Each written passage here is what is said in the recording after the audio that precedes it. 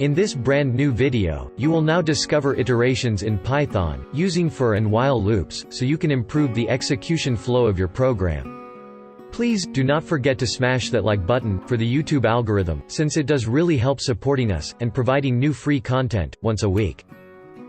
Are you interested to be part of this community? All the links are in the description below.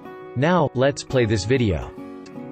But, you still don't have any idea how to get their respective indexes?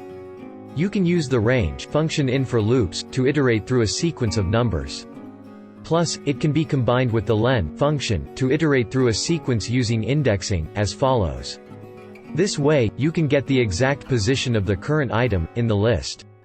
That is great. However, in most such cases, it is convenient to use the enumerate function, which results in the same output, but simplify the way you write your Python code.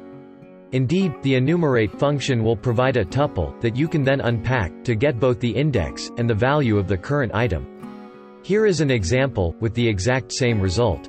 If you liked this video, please, do not forget to give a thumb up, and subscribe our channel. Digital Academy, learn free.